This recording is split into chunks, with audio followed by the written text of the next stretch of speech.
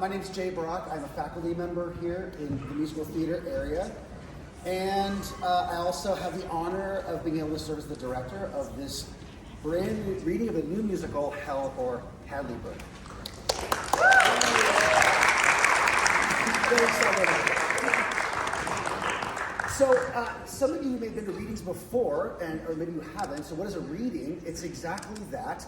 A group of actors get together, they work on a script for a very short amount of time, then they bring it in a presentation form on book to sort of get a feel for what the show would be like.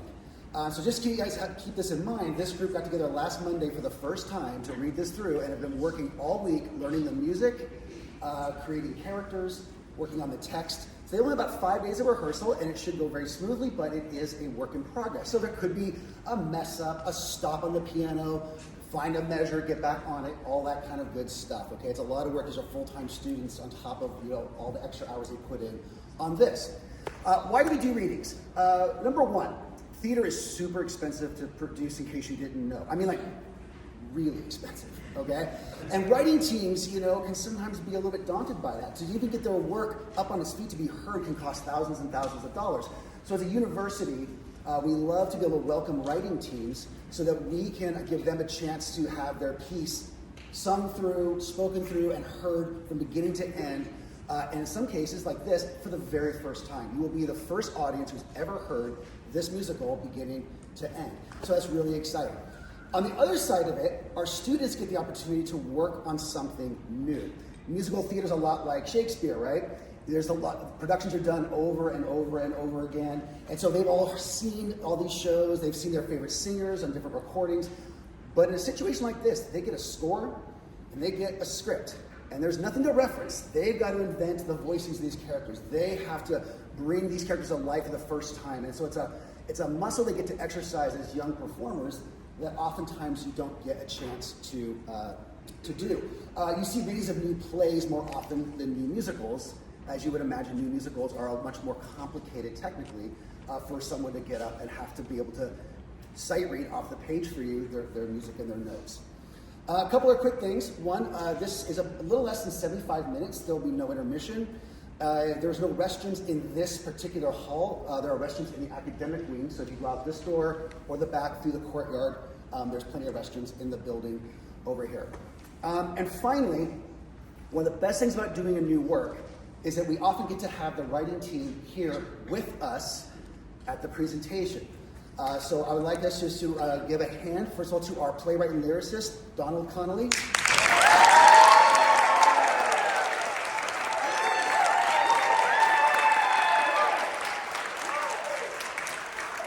Thank you, family.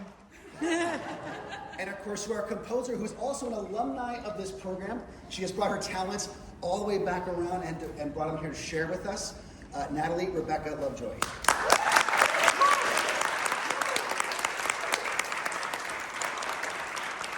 Now enjoy the first reading ever of the new musical, Hell or Hadleyburg.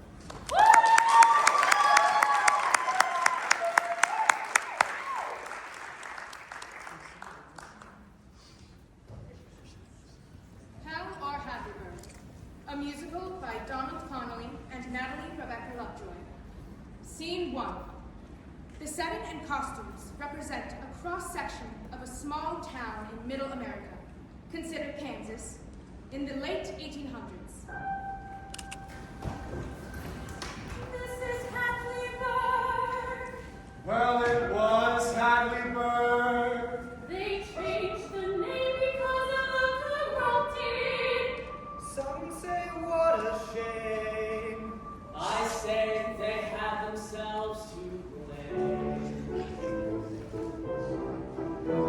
I'll tell you the story, cause in a way I can say I'm the man that corrupted Hadleyburg.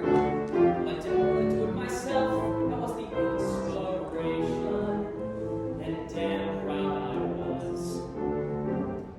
Let's go back a few years. On one side of the stage is a church with a casket. On the other side is a council room.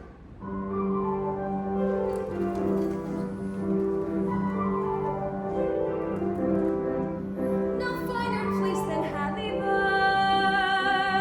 No better people on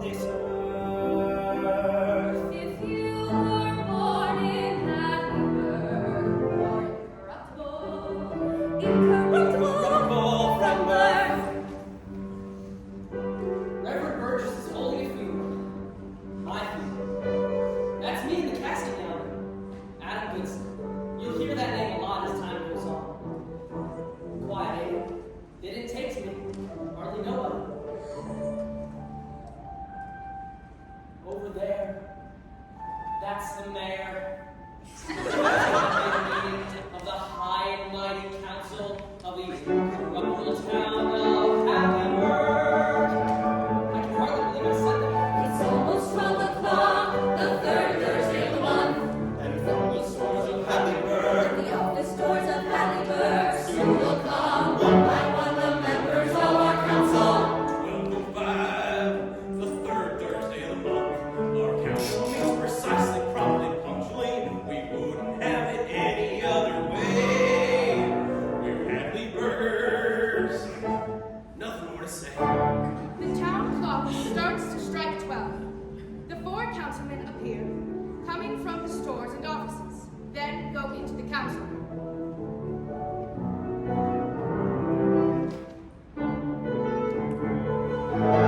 Good day, Lawyer Wilson. righteousness, I have my say. I applaud where justice stands. Good day, Edgar Goff. You can prove my print each day. You can see it on my hands. Good day, Grocer Billson. The sword has grown and grown like a big fat frog from a tiny. Good day. Good day! Good day, Mr. Invocation. Mr. Richards, how fortunate I found you. Good morning, Mrs. Gildersleeve. I can't make it to the bank today. Please put this in my account. Oh, I'm running late already, Mrs. Whenever you can, like your father used to do, you can always trust a Richards. That's true, that's true. It's my old name. It's his claim to fame. The man, he's just a clerk. Good day, Mayor Hedge. Like of me, I can't recall what he does for work. The council meets at 12:05, the third Thursday of the month. In a town of upright citizens, downright upright citizens, the most downright righteous of all. No finer place than Hadleyburg. No better people on this earth. If you were born in Hadleyburg, you're incorruptible. From birth.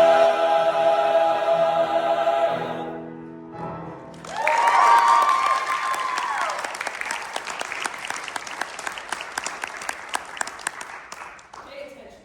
That's about to change. The mayor signals Wilson to begin the meeting with a prayer. Kind and gracious Creator, from of old you recognize the righteous and reward them rightly. In our time you have made us exceptional. We are special in your eyes. You showeth our good fortune. Here your favor lies. We thank you ever so humbly.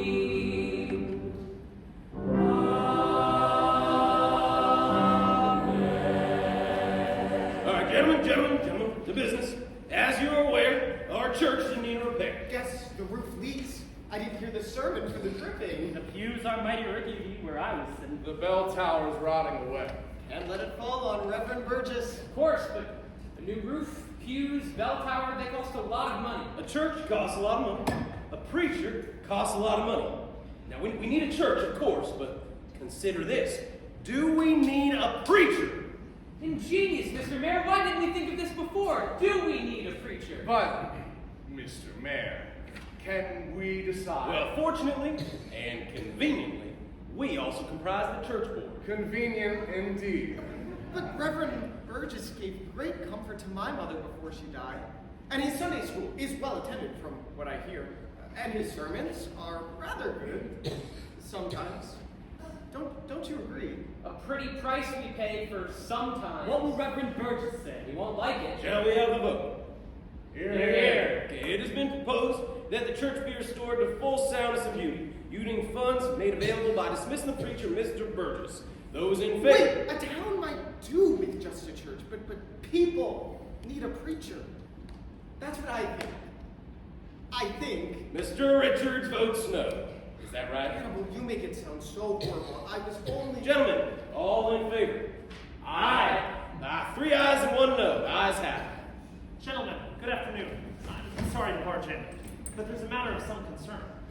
Indeed, Mr. Burgess. Concern indeed. As you know, yesterday morning Adam Goodson died. He had no family, no kin of any kind in this town. Now he needs burial. I've come to ask for help with the casket. After the meeting, of course. Can't you ask the people who came to pay respects? No one came. Adam Goodson was no friend to any of us here, to anyone from Hadleyburg. He came from another town. He never stopped criticizing, needling, Finding fault. Condemning. Find your help elsewhere. He spoke his mind, that's true, but he was kind and generous to the needy. Surely, as Christian gentlemen, you will wish to be of help. We wish him God's peace. Little good it done me. And we shall not bury him. Isn't there anyone? Damn it, Reverend! Sorry, Reverend. Bury the man as he will. There are more pressing matters to concern you. More pressing, sir? In order to repair the church, we've decided to discontinue your salary, your position. We are speaking as the church committee as well as the council. Hadleyburg's good citizens do not need the services of a preacher. Gentlemen, this isn't true. Nothing personal, understand? We'll have a church, understand? But a church and a preacher we find, well, uneconomical. Understand? For particular occasions, a neighbor can read from the book. The little white church on the hill, see it still, oh so still, with ivy and sweet peas entwined on the sill, undisturbed on the sill, and honest to goodness, monument to goodness, silent church on the hill. But the people, surely There the people will be some concern till they learn the facts. The church will be repaired. And then they shall be spared a special tax as any sensible citizen reacts. The people will gaze at the steeple and praise the Lord and our calm economical ways. Not a bell they will hear, just larks loud and clear, and best of all, nobody pays. We're an ordinary town in ordinary ways. But when it comes to virtues and without fear, we need no one to wrap our souls with sulphurous fire and brimstone coals. Those terrible parables and such rigmaroles, not when the price is so dear, so The little white church on the hill, see it still, still, oh so still. Honest to goodness, monument to goodness, silent church on the hill.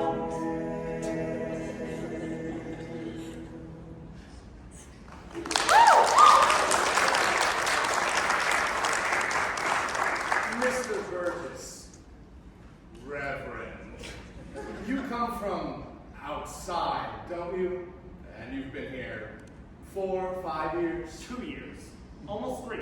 My, it seems much longer. Well, Hadleyburg is different, I think you'll agree. Exceptional, you could say. Some people never understand that. You can find another place in, say, a week. Agreed? It shouldn't be too hard. Excuse me. Adam Goodson needs my concern. The people, don't you think they... Any other business? Hearing none, we stand adjourned. Richards, checking whether others are looking, sneaks to the church. Mr. Burgess. Don't worry, Richards. They can't see you with me up here on the hill. No, it's not that. Well, you know how these people are. Yes, narrow, self-righteous, stingy, but honest. Here, you take this end, I'll get... Oh, no, I can't. I have to catch the train to Brixton for the bay several times a week. No, I want you to know I sort of liked Goodson. He could be kind, as you said, and funny. At least I thought so. I want you to know, I would have come to pay my respects. I almost did, but... Well, you know how these people are. You're well-meaning, Edward Richards. Thank you for coming. Of course, it's the least I could do. I failed at it. Almost 3 years, and what do I have to show for it? You told me, my friend, they have their own ways. I was not prepared for this. The ordinary things a preacher learns to do mean nothing here, it's shameful but true.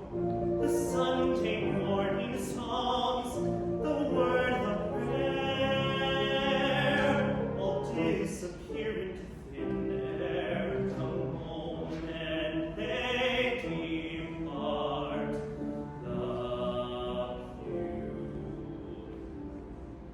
What would I give to hear them say we need you?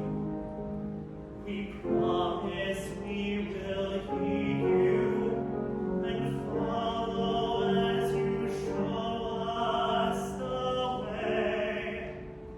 But that would take a miracle. That's what we would need for people here to recognize their arrogance and now their greed. What will make a miracle? Something they would dread. Their honesty is still untried. Temptation not reared its cunning head. No prayer will do, no song, no word. There's nothing there they haven't already heard. But I'm too deep down to hurt this flock and lure them to that ageless rock. God, they say, makes miracles. He works in ways unknown. And so I pray he finds a way to guide us to a miracle of our own.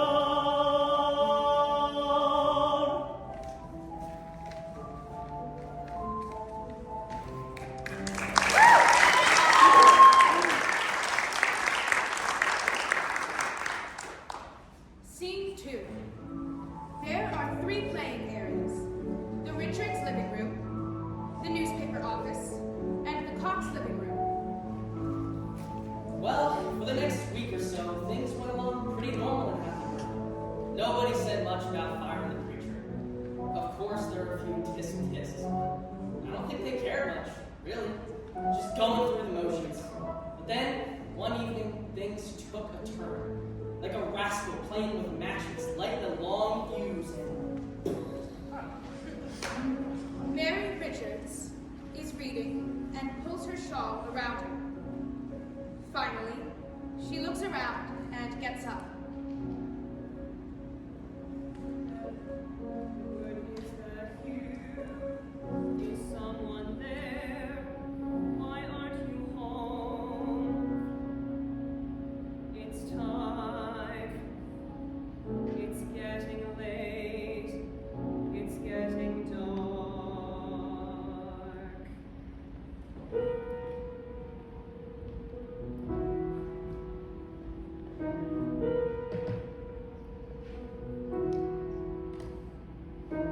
Evening is the bitter time when you have nothing to show for the day. Evening is the bitter time when you're weary and you wonder how long the night will stay. If only there was magic to take me far away, to turn my dreams to gold.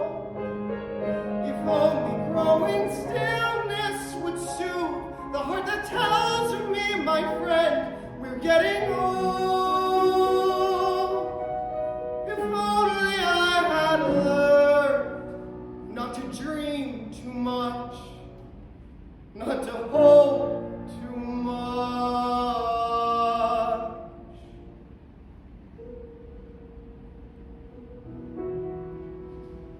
In the bitter evening, the shadows point and blame.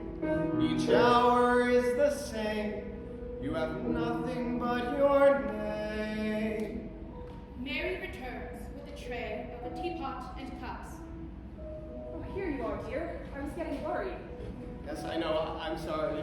Get anxious, you know. Yes, I know, dear. It's the new schedule. The Brixton train. Makes for a long day. You must be tired. Sit down, dear. I have some tea ready. That would be nice. Evening is the bitter time when you have nothing to show for the day. Evening is the bitter time when you're weary and you wonder how long the night will stay.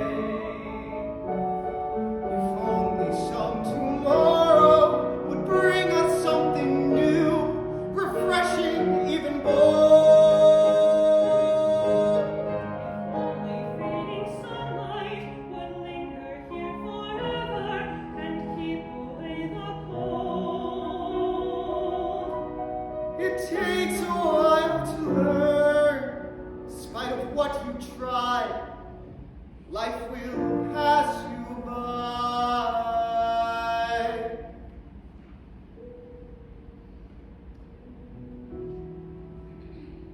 In the bitter evening, the shadows point and blame. Each hour is the same. You have nothing but your name.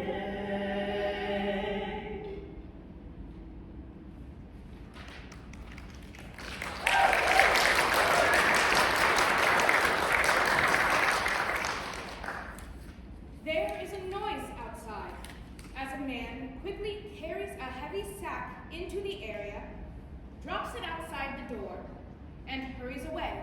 Heavens, what was that? Be careful, dear. It might be ruffians. Richards opens the door, trips over the sack, and falls. Oh, what the Sam hell! Are you all right? What are you doing? I tripped a sack. Watch out, somebody left a sack? Oh my. That's strange. There's a note with it. Help me up first, please. Of course.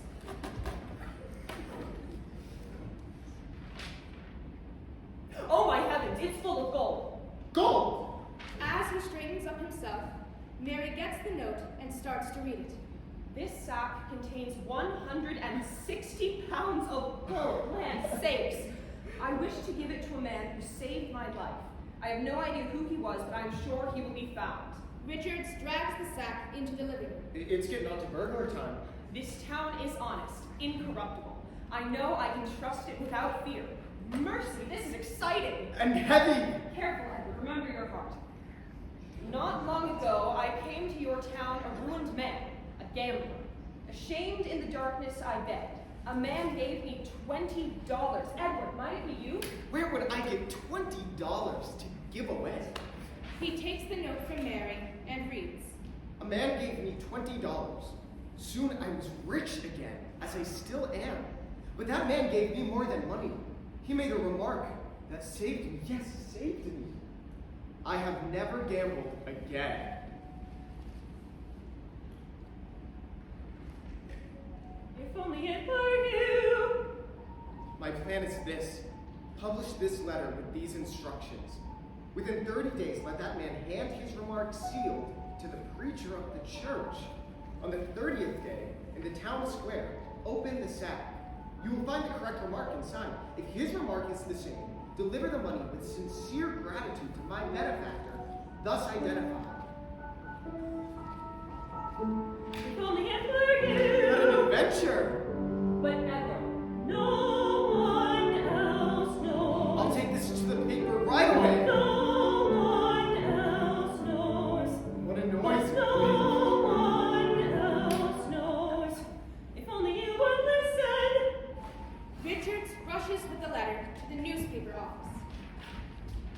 after something big, Mr. Richards. It's late, Mr. Richards. I think you want to get this in. A stranger wouldn't trust this sack to any other town. This is big, Richards. He takes the note, puts it into an envelope, and seals it. We'll get it in just as it is, right on page 1, with details to follow. The messenger will get this on the train to the printer tonight. And by tomorrow afternoon, everyone will know. No one else knows. Just Mary.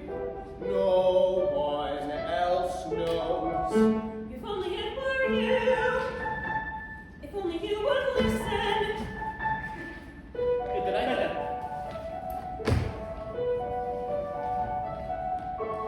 Full of gold left on a horse. How much is it worth? That's why we determined $3,000. $1,000 is no on earth. Put it on page 1. So everyone can see.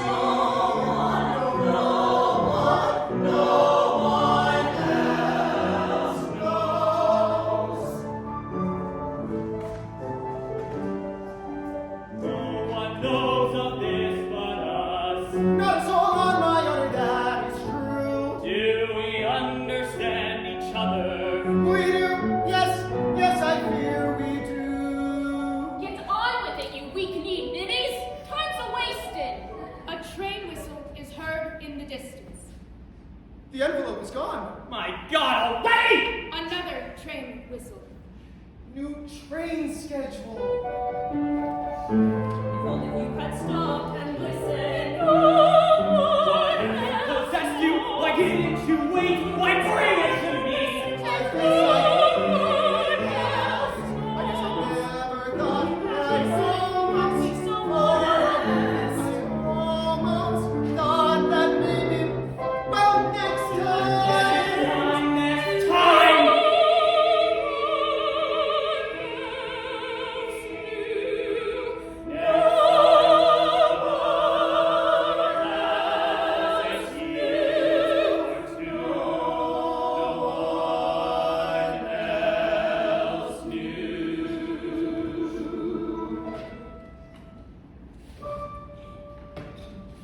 I almost, for a moment, I almost thought that maybe.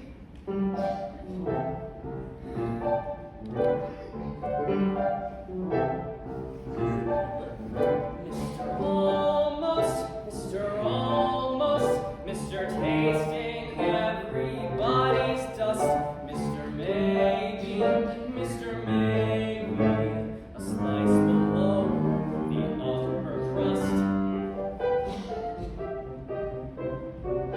Mr. Next time, Mr.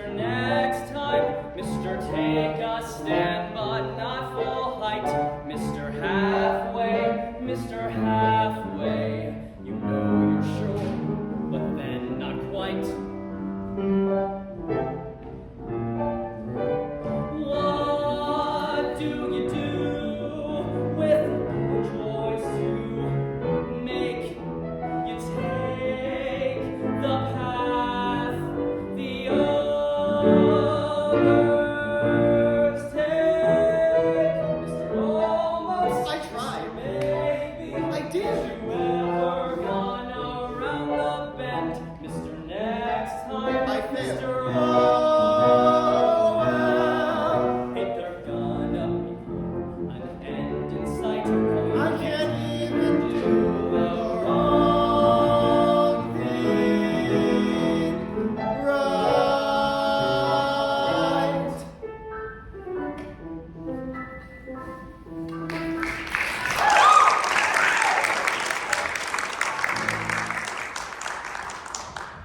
Scene 3.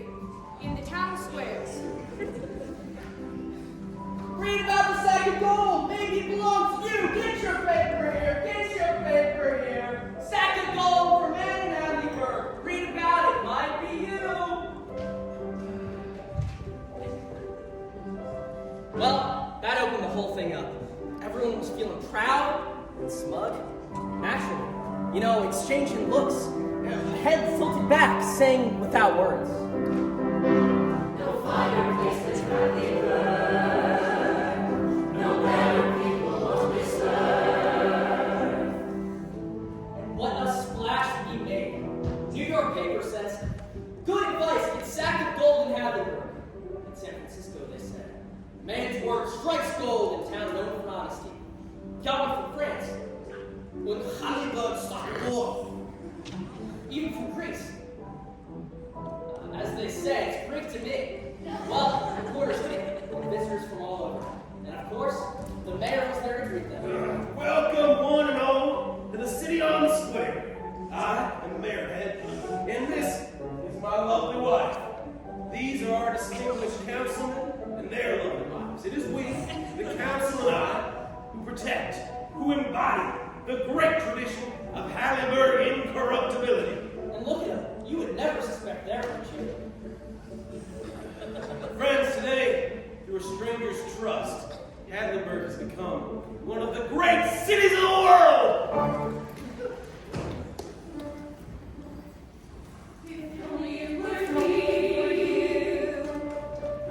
There's nothing I can do. Whoever he is, he's going to be rich. $20, he's likely not from town. I wonder what he said. Don't you wonder too? He said, yes, of course I do. Whichever it was, till his life all round, my kids think of any words like that profound. What kind of advice? What kind of advice? But no one here. No one here. There's nothing I can do. No one. What kind of advice? That money would be nice. Mary swoons into Richard's arms. Mary, what is it? Read it. I am unknown to you. I just returned from Alaska and read about Hadleyburg's good fortune.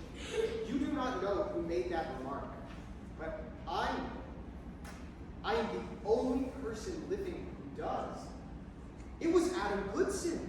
Adam Goodson, of course. Yes, the best is yet to come. I was with him that night when he made the remark to the stranger in the dark. The stranger in the dark, who spoke of it later, as he mentioned many of your citizens. In a very uncomplimentary way. Very uncomplimentary way. Uncomplimentary way. Well, I never. No, you never could.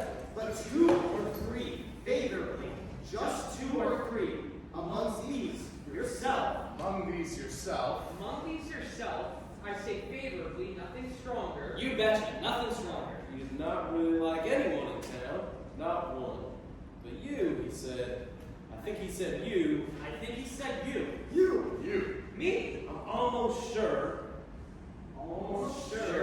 He said You. Are you gonna settle for that? You had done him a great service once. Great service. Once. And possibly, you did not know its full value.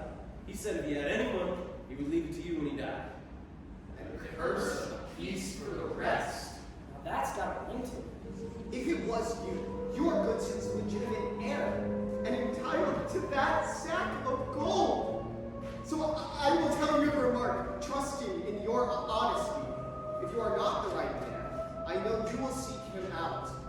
The remark is this.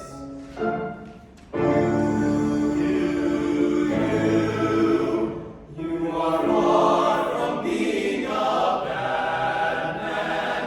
Go and reform. For heaven's sake, did I say that?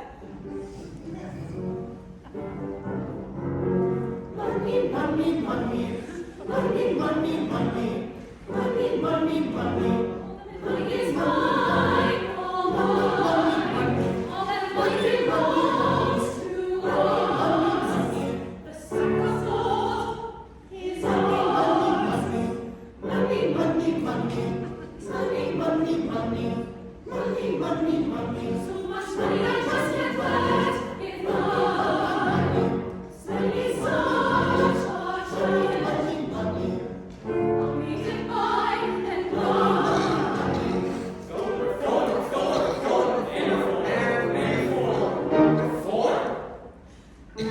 Satin and candle, velvet and velour and gold, filigree, some in the parlor, some in the study, and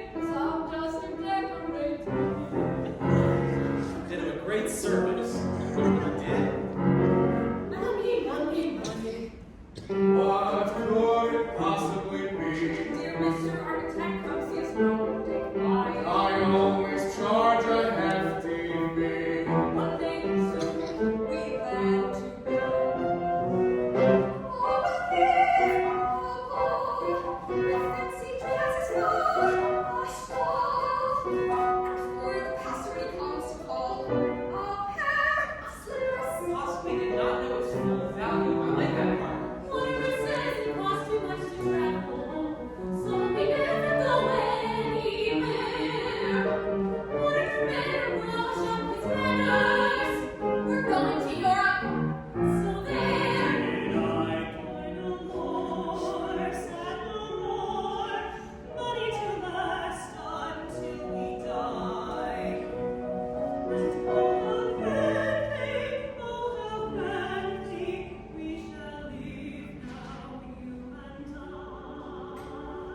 I don't remember anything of value I did for Goodson. What would be of value to leave his fortune to? I remember. I saved his name. He almost wed, but then his bride broke it off. And soon after, we all learned that she died. And then he learned her family's passing, as I recall. I was the one who learned it and then told them all. They told Goodson my fine, and I'm sure he was pleased, though she was already deceased. Never mind. A man so close to ruin would be grateful just the same. That would be the reason, yes, that would be the reason I preserved the good in Goodson's name. I saved his life. He was riding one day and No, he didn't ride. He was swimming one day and I saw that he was cramping as I was nearby. So in I plunged and took him by the hair. A great crowd was there. Now surely the town would know of that and surely would care. And the missus would know that I can't swim and still I dove in the pond to save him. Yes, a man so close to dying without any kin or wife always would be grateful, so that would be the reason I preserved our good old Goodson's life. You're working so hard for crying out loud to come up with something to make you feel good. If that was me there, sitting in that crowd, I'd laugh at $20 slipping from your hands. I saved him. I saved him. I saved his life. Hey, life. hey, that's it! I saved his soul. Mend your ways, I told him. Often be nice to people and speak like a gentleman.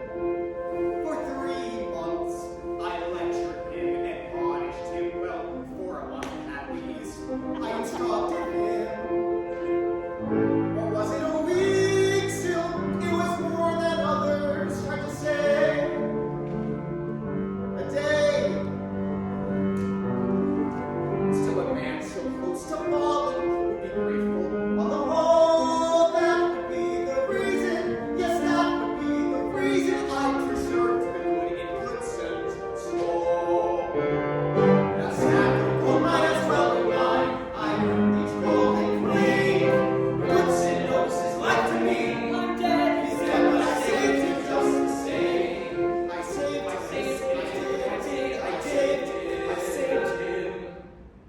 I think. Mrs. Hedge, this comes most propitiously. Tonight, I shall submit my letter to Mr. Burgess. Tomorrow, I file for governor. Governor. Yes, Mr. Hedge, yes. After the money is ours, and you stand before the world with your honesty unfurled, who would dare oppose you? Who would be so bold? Good old Goodson, governor and a sack of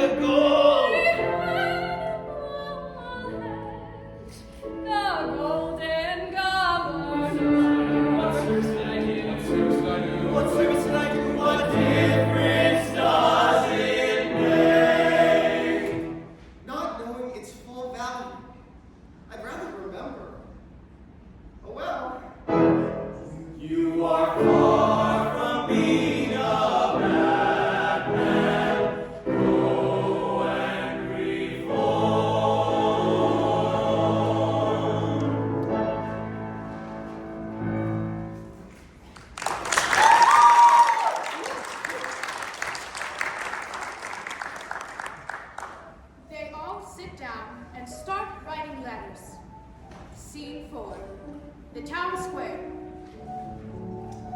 Well, the big day finally arrived. Hours before the meeting, folks gathered at the bank, hoping they could carry the sack back to the square. You know, those townsfolk, honest, God-fearing, honest, respectable. Did I say honest? These townsfolk, they looked exactly like you. The mayor and Burgess enter with a small satchel.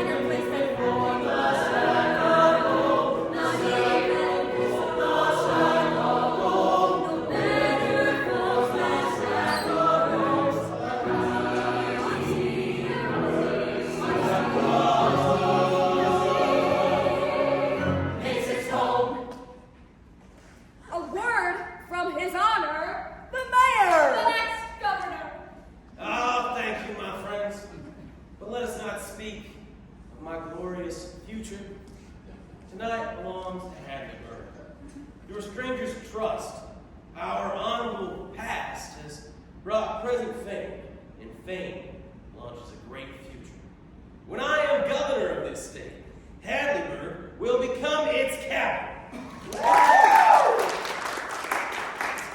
Let's bow our heads in prayer.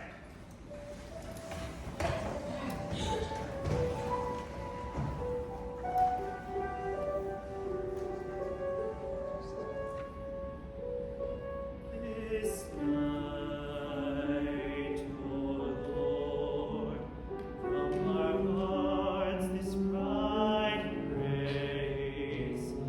This night we pray, send your light upon this place, that the darkness around us will be lit for all to see by the shining suns of Hadleyburg.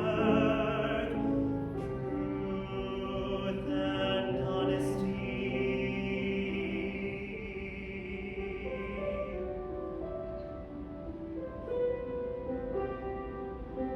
This night may we know the warmth of your embrace, and walk together in the noon of your grace. Amen.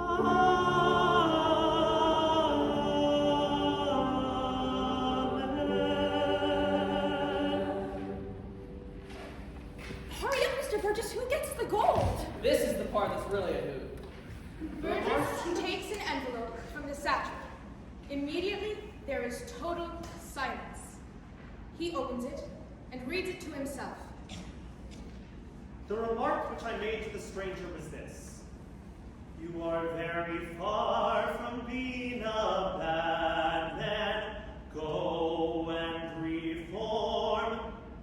And the note is signed by Mr. Bilson. Bilson? Anybody but Bilson? Wait, look at Wilson. Is it Bilson or Wilson? Mr. Wilson, why do you write? Because I wrote that paper. Mr. Burgess, please read the name signed to that paper. John Wharton Bilson. There, sir, apologize, I sir. apologize. I publicly charge you with pilfering my notes. Gentlemen, let us remember, you are civilized, cultured, Honorable Christian Hadley.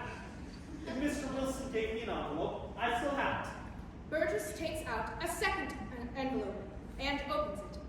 The remark I made was this. You are far from being a bad man.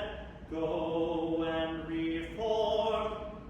It's signed, Thurlow G. Wilson. That's proof my letter was purloined. Purloined? Purloined! I purloined, but never you, if that's what you're implying. I'm saying. You're lying. Gentlemen, please. On reading these notes again, I find an important difference in the wording. The word very is in Wilson's note. You are very far. And not in the other. Well, read the test remark, Mr. Burgess. Burgess slits the sack, takes out a folded note, and opens it. There's a note here. I did not require that the first half of the remark made to me be quoted exactly. It was not striking and could be forgotten. But the words in the second half are quite striking and easy to remember. Unless these final words are accurately reproduced, let the applicant be considered an impostor. My benefactor began by saying he seldom gave advice to anyone, but that it always bore the hallmark of high value when he did give it. Then he said this, and it has never faded from my memory. You are far from being a bad man. Wilson! It's Wilson! Ladies, gentlemen, let me finish, please. Go and reform or mark my words. Someday for your sins you will die and go to hell. For Hadleyburg, try and make it the former. Well, that's got the hallmark on it. Will die, go to hell. For Hadleyburg, try and make it the former. Please, ladies and gentlemen, please, sit down. We have here a matter of great import. It involves the honor, the good name of your town. The difference of a single word between the remarks offered by Mr. Wilson and Mr. Wilson is itself a serious thing. One of these gentlemen has committed a theft. But now, the honor of both is in formidable peril. Both men left out the crucial 15 words. I ask these gentlemen, how could this have happened? This is going to be interesting. Ladies and gentlemen, friends, I rise and stand before you as humbled and guilty as Cain. I confess and beseech your forgiveness. Those awful words, those awful 15 words were mine. Please let me explain.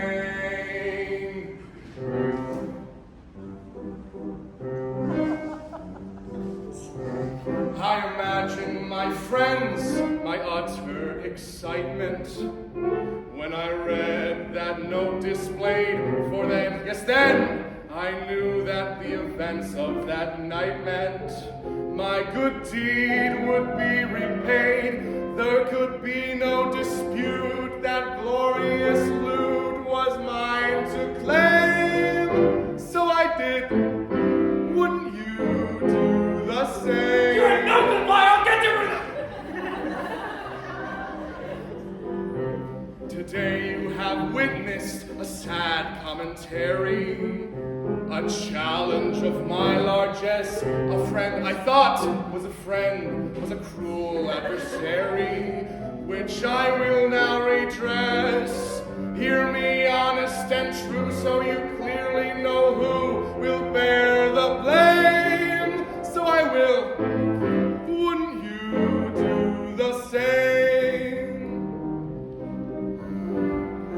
How precious is a man's reputation? Life gives you only one. So when it is threatened with gross denigration, you fight, so justice can be done.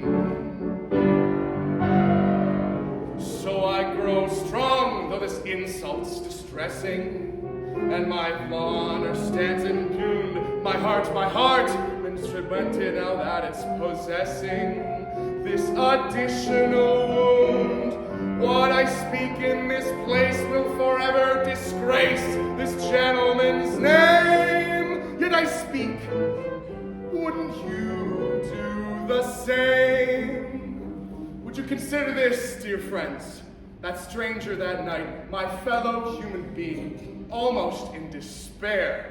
I simply tried to put him at ease, innocently, without thought, in jest, yes, in jest. I added those 15 words. He smiled and listened as we talked. Even more to the point, consider too, in his note, the stranger wrote I had saved his life, his very life. I could not imagine it would be preposterous. Surely he would not add those quite unnecessary 15 words to the test. So when writing my letter to claim the prize with perfect trust, I included only that first encouraging advice. Now, the matter of Mr. Bilson and I submitting similar but not identical letters. After writing my letter, I left the room, called to my office in front. Returning, I saw... One moment, please. Even now, after all the animosity I have experienced today, this is difficult to say. Returning, I saw this gentleman leaving by the street door. That is a lie! I didn't know such It's thing. true. And my letter I saw was in a different place. A breeze, perhaps, I thought. Could I think otherwise of this gentleman back then? But now, today, the extra word, the very incriminating, very, a faulty memory, I suspect. Have you felt a profound apprehension that God's hand is there to guide? That night I was certain divine intervention had put me there, with Jesus by my side.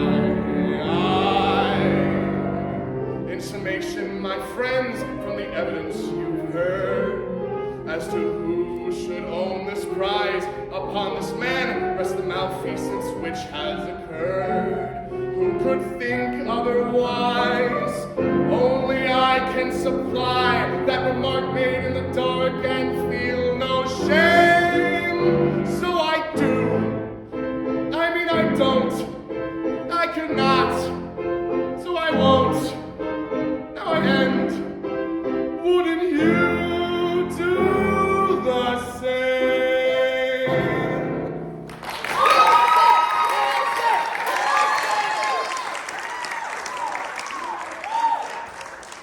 The mark is not to be given, the reward is not to be given until all communications have been read. Burgess reaches into his satchel. He takes out another envelope and reads. You are far from being a bad man, go and reform. Signed by Mr. Cox. Or you will die and go to hell, Hadleyburg. Try and make it before.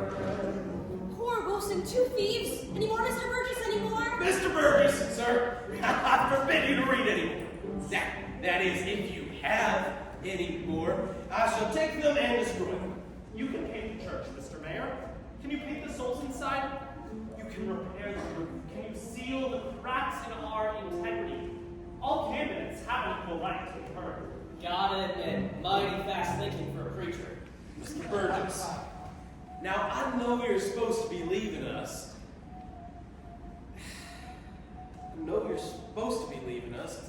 It's clear to me that you would be doing more by staying here to minister to us, as you've done so well for so long, than by reading insignificant letters. And contribute a crack of my own? I have done that for long enough for too long. No, Mr. Mayor, never. The shell has fallen about your feet. No one can stop it now. Burgess! Read one more, and your career is dead forever. Right? No one will ever keep a job in any town, anywhere my legs can take me anyway. Do you hear me? Hannibal, please!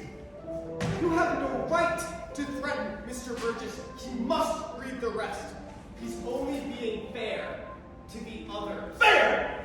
We're being destroyed, you fool! Fairness be damned! Others be damned! Read the next one, Mr. Burgess. Anything new? Burgess, I warned you. I warned you. This man is the devil. And you, Mr. Richards, you voted to keep him here. I hope your name's on the letter, Mr. Richards. When that devil puts the brand on you, your name won't be worth a crust of bread. Mary, it won't be long. There can't be many more, but he has to read them all. I know. If only... After all these years, no children, no money, and now, soon, no name. Nothing but disgrace. Mary, come, stand with me. Better to admit it now and beg for understanding. My friends, you have known us too, Mary and me, all our lives, and I think you have liked and respected Mr. us. Richards, please, allow me. That is quite true what you are saying, Mr. Richards. This town does know you too. It does like you. It does respect you. More, it honors and loves you. We know your good heart, Mr. Richards, but this is not a time for the exercise of charity toward offenders. I see your generous purpose in your face, but I cannot allow you to plead for these men. You are far from me. No, that's not it. I was going to... Please, take your seat, Mr. Richards. We must examine all of the notes. Simple fairness demands it. I'm sure you understand. Okay, Mr. Burgess, let's get back to business. Of course. A remark I made, etc., signed by a man, beautiful Hedge. Michigan, are there any more?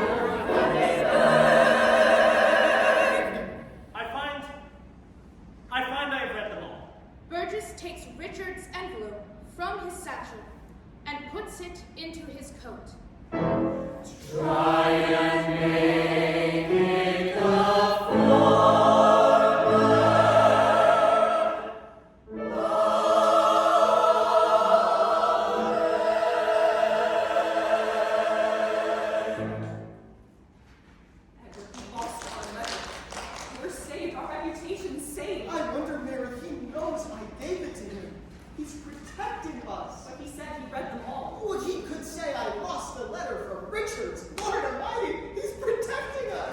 What do we do with the money? Don't think of the money, my friends. That's what these men did. No, think what we must do to become honest again. Yes, but who gets the money? Money! What money? These are gilded discs of lead. Shiny and false, like Hadleyburg. Soft, easy to bend. In violent rotation, we melt, we seep into the clay. Strike us a blow. We have no ring of strength. There was no unfortunate stranger, no $20, no remark. The whole affair was mine. He's the devil! I knew it! You'll pay for this, Burgess. Everything was mine, except the greed and corruptibility of our proud citizens. Not Edward Richards. He's not one of them. That's right. Not Edward Richards. We got Edward Richards. Whoa, no, that's not true. Edward, don't tax your heart. It's not worth it. Yes, Edward Richards. He ain't rich, but he's honest. He ain't rich because he's honest. Let's make him rich. Turn that lead into gold for the Richards. So let's pass the hat and fill it till it's fat. Reach into your pocket, your purse, or your sock. It's all to make the Richards rich. Let's break the lock. Don't hold your golden hog back there in your corset. The joke of the horse. It's all to make the Richards rich. My friends, we know what this is for. We know what this is for. So let your dollars pour. Why save your pay? This ain't a rainy day. Empty out that wallet. That's right. Give it all. It's all to make the Richards rich. Edward and Mary, we will not let you down. Our honor you carry. You deserve to live lockdown. Yeah, they're the ones who save this stinking town. My friends, no killing some will do. So I propose to you. Only to make a rich. way to make the Richards very rich. If from your heart, and then a little plus, and when we count it all, that'll be the start. And then each one of us, And then each one of you, the council and I, the council and will double it. double it. Did you say double it? I said double it. Each one of you, Each one of us, you will double. we will double. I don't believe it. Believe it, we'll double. You'll double. Hallelujah, hallelujah. And that should make the Richards very, very, very, very, very rich. Don't be afraid.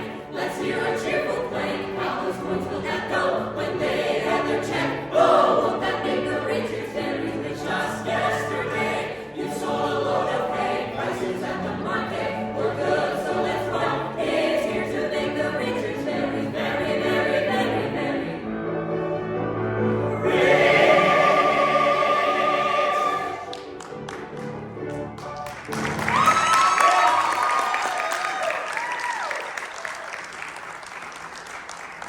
Oh, Mary! Temptation! Temptation! Such a prize! They want just for us. Such a prize! But Edward, no one else knows. Such a... Oh! No one else knows. We are good in their eyes. Oh! My heart's pounding so, but still we are so poor, and no one else knows. Don't be so sure. Just take a look around. I wonder those over there. See how they stare. Some of them know. Why do I care? I know for sure none of them ever was poor. We deserve a reward for the years we have spent living near deprivation. Always concerned we maintain a reputation. With the smile they pretend, but they're waiting to see if we're going to fall. They are false, only now I can see through it all, But I tried so many times to tell them they wouldn't hear. What do I fear? Maybe someday they will know. Somewhere a voice won't let me be, so make a choice. My heart won't let me be. It's time to show there is some honesty. Burgess will be hurt, and for what? Setting us free, letting us see we're not incorruptible, hardly exceptional, and where I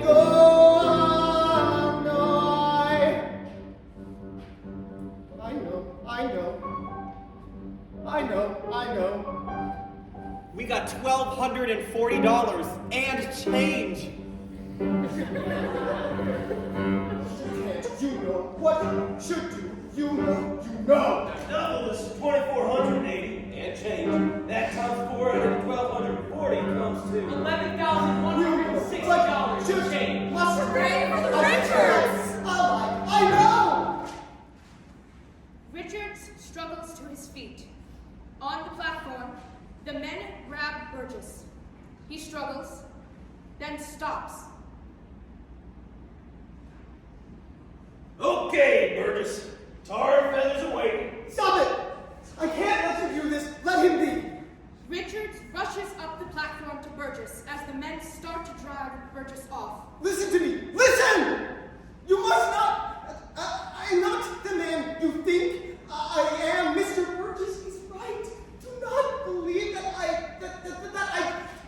do not believe. Ah! Mary! Richards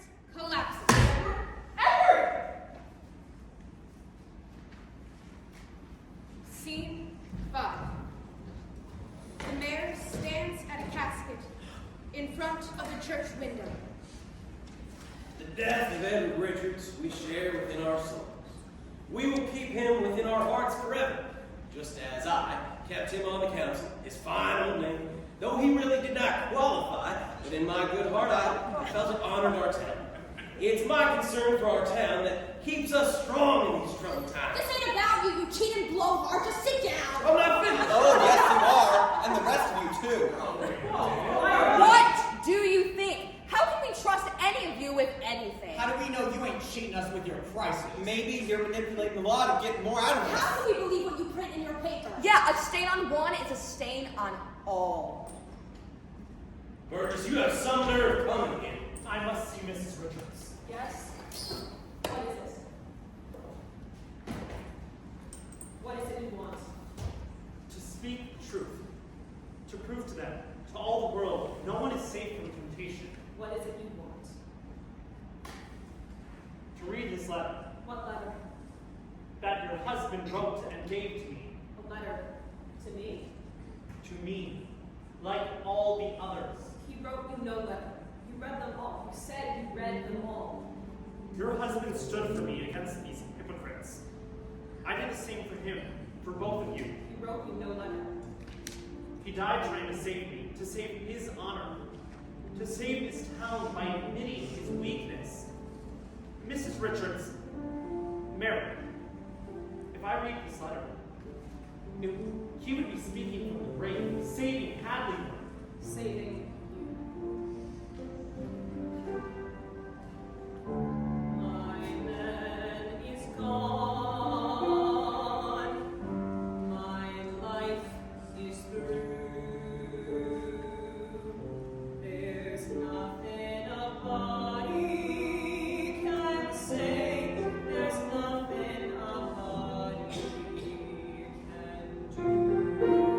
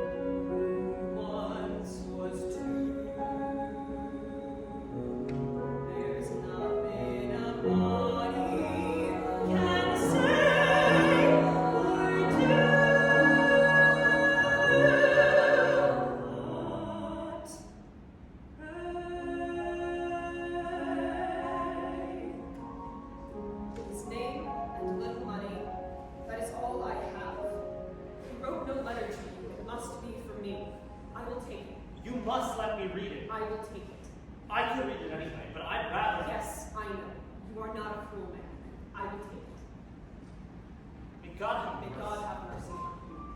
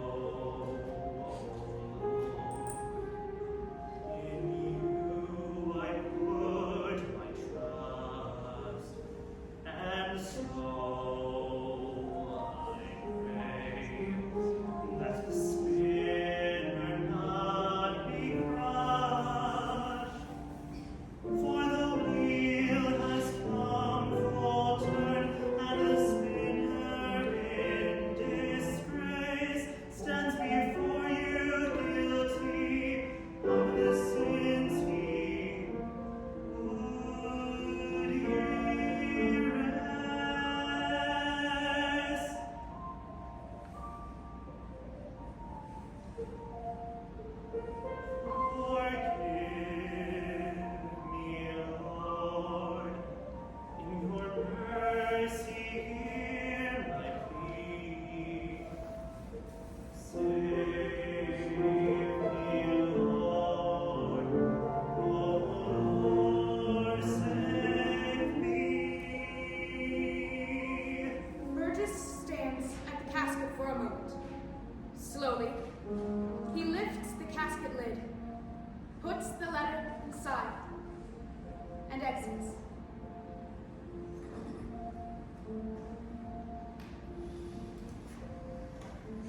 Scene 6. Richards and Goodson enter a sort of limbo. I tried to, Diana. I almost did, but Hey, don't you worry none about it. Everything turned out just fine. But the people, they know, don't they? They know about the letter. Some, maybe. But you know, they don't care none about the letter. They don't want to know about it. They don't know if he was like the rest. To them, you're a hero. And they don't want it any other way. They finally realize they ain't all fired exceptional like they thought. You're Mr. Honesty. And they're gonna cling to that. Something to save their shame. Hero.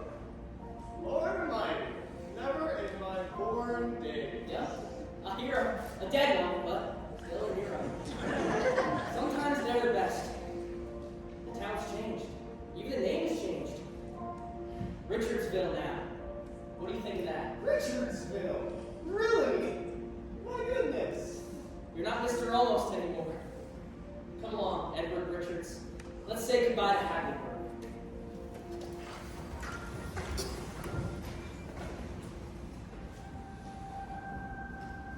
This was Hadleyburg.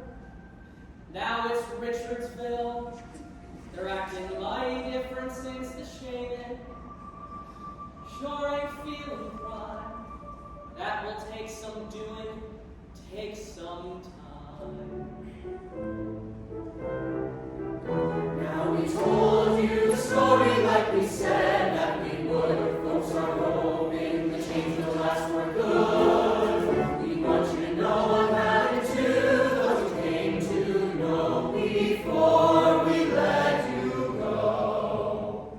You start grocer Bilson. No one bought at Bilson's stores, the poor man had to close. You next lawyer Wilson. They made a speech at Dirty Day, they sang in comic shows. And you ended cross. Another favorite started soon. Now he spends his days at Jason. We can't forget the mayor. Pair of them got out of town. How we missed his crying pride. Dear Mary Richards. Never touched her favorite board, stayed home until she died. And the last Reverend Burgess. Without a word he disappeared. No one wept, but no one cheered. When it's not his town once more, a man will have to rise early